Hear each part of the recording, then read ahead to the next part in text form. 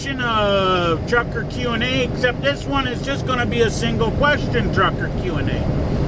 I've been asked time and time, well, you get the idea.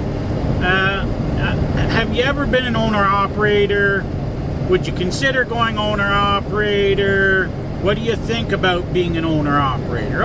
Okay, so let's get into this. And damn, I just realized I got my towels from the other day still there. Get rid of that real quick. Okay. I'm gonna adjust myself in the seat here. Yeah, we gotta pay attention this way and not that way, so we're gonna be looking that way. So, being an owner-operator. Okay, so to answer the first question, have I ever been an owner-operator? Yes, I was an owner-operator. Many years ago. It was actually shortly after I became an over-the-road driver. You guys gotta remember, I've been driving over 25 years, around 25 years.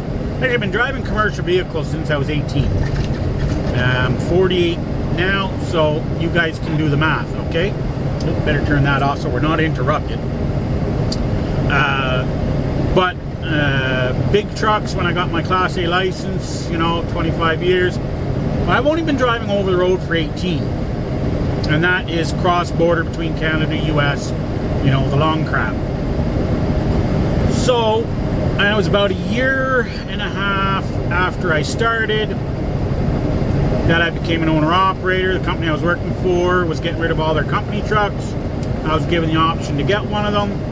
So I took one of them. And things went downhill after that. So I'm not to get into too long of a story. I lost a fair amount of money, and that's all there's to it. Now, why did I lose the money? I lost the money because of inexperience, is one thing. The second thing, and it goes with inexperience, not knowing enough about the trucking industry, not having, like the set of management skills you need to be an owner-operator are different than... Really? Okay, later. So, the management skills you have to have are a little bit different to be an owner-operator, okay? You have to be an accountant. You have to be really good at bookkeeping. You have to be really good at keeping records. Money management, time management, maintenance. When you're an owner-operator, there's a lot of stuff you got to learn how to do yourself in order to save yourself money. So you have to have some sort of mechanical ability. Okay, if you have no mechanical ability and you're going to be an owner-operator, it's going to cost you, because you have to run to a garage to get everything done. And considering what their minimum rates are these days, I think it's what, $90 an hour or something like that. So, anywho, moving right along. So that didn't work out. I did it for actually less than a year, lost a lot of money, and I could have kept going, and I could have tried to redo things and try to recoup the money, but I decided we're just going to take the loss and chalk it up as a learning experience. I wasn't ready to become an owner-operator, should have never done it. But like a lot of you younger drivers, or going to be soon drivers, think, that's the dream. I want to be an owner-operator. Well, now we're going to move on to the next part of this. To be an owner-operator or not to be. And I have no problem, I'm all for people being owner-operator. You want to be an owner-operator, no problem. What I am against is these guys that go out here and they get their license, they have a hard time finding a job, so what they do is they go out and buy a truck. They commit to buying a truck, whether it be a new one or a used one. Worst case scenario, well, they're both worst case scenarios. You buy a new one, you're committing to $120,000, $130,000 deal. You've had to put $5,000 or $10,000 or $15,000 down. So now you've used up, a good chunk of your life savings, or you've borrowed money from family, whatever, etc., and you're stuck with these huge payments. Just because, you haven't been out here long enough, so you don't really know how to negotiate through a truck deal to get yourself the lowest possible payment. Or, you bought a used truck, but you've got no trucking experience, So you go out and you buy yourself this shiny looking, nice, looks fancy, used truck that you think is the great deal. That turns out possibly to not be the great deal because you don't know how that truck was spec'd and what it was spec'd for. Whether it have come off of a company fleet or whether it was a previous owner-operator that has, you know, traded up or turned it in for whatever reason. You don't know how what that truck was spec'd for. It could have been spec'd for just running flat and light. It could have been spec'd for running light but running hills. But if you're running light, it doesn't matter. So you don't know how, you know, or it could have been spec'd for just running local or regional. Because you don't know where you're going to go. You don't know whether you're going to be running heavy all the time, whether you're going to be running the hills all the time. So you don't know what kind of engine power you need. You don't know what torque rating you need, what type of rear ends you need. There's a lot involved into speccing a truck. And as a brand new driver, you know, I wouldn't expect any brand new driver to know. So, especially since you don't even know what company you're going to be with and what you're going to be hauling. So my advice, and this is my opinion, my advice, I know there's a lot of guys out there who say, oh, I became an owner-operator, I'm doing just fine, and blah, blah, blah. Well, then you got lucky, okay?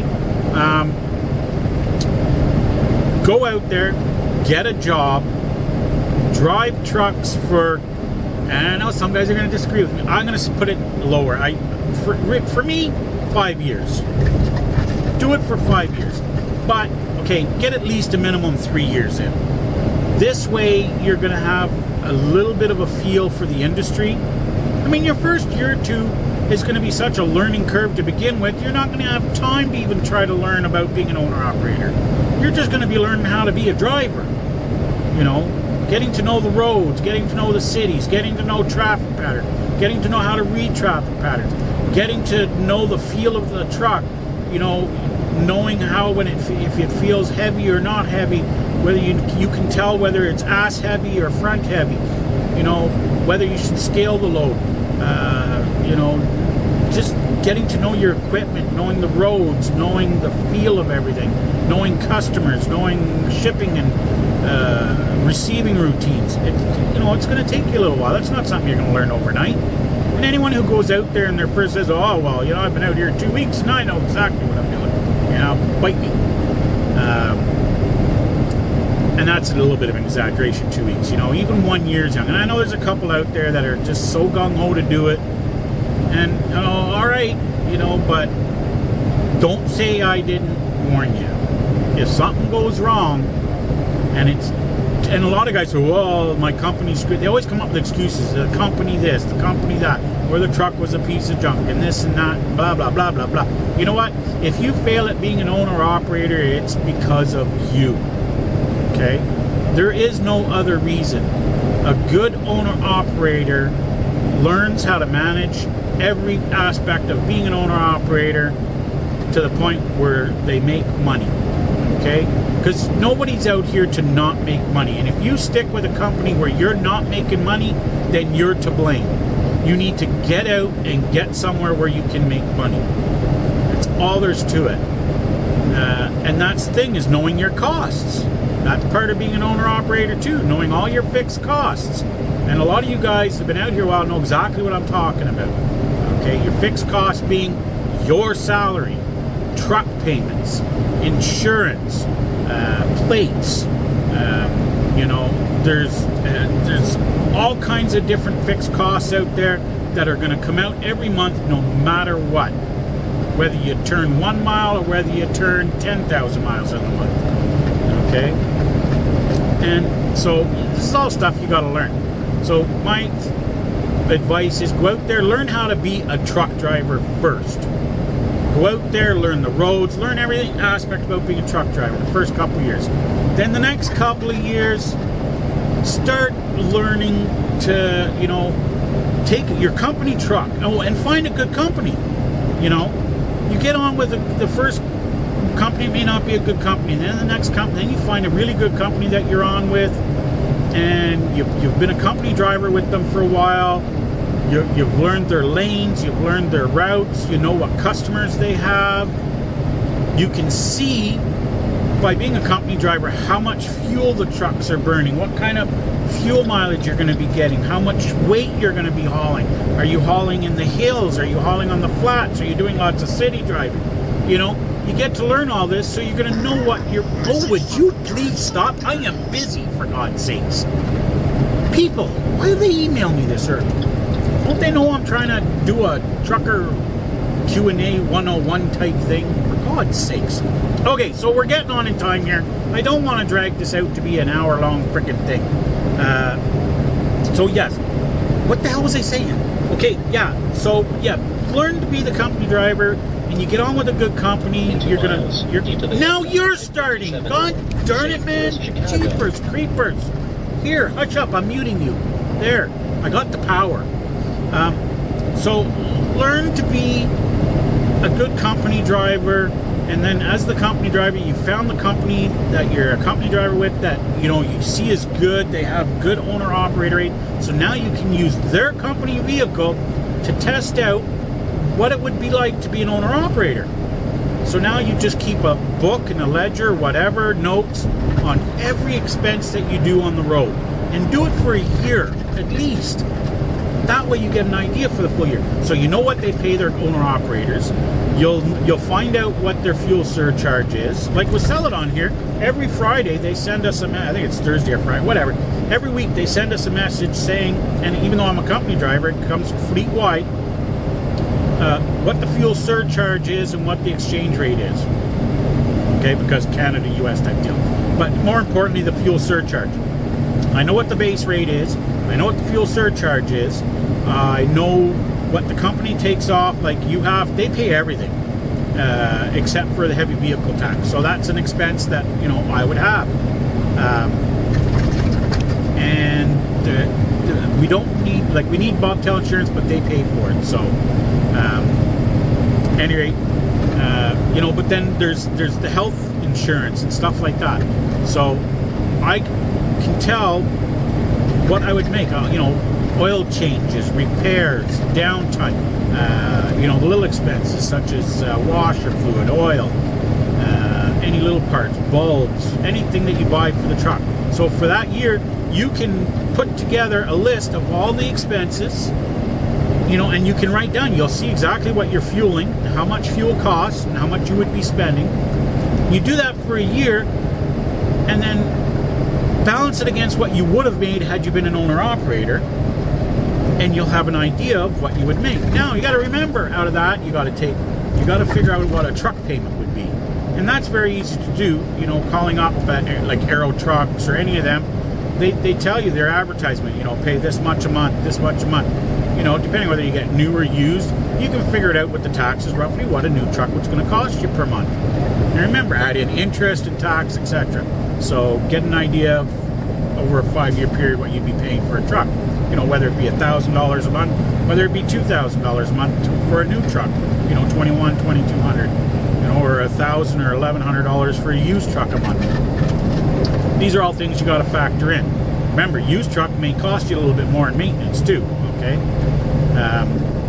Whereas a new truck, you've got warranty. So these are all things you got to balance out. So to be an owner-operator, yes, no problem. But my opinion is, first, become a good company driver.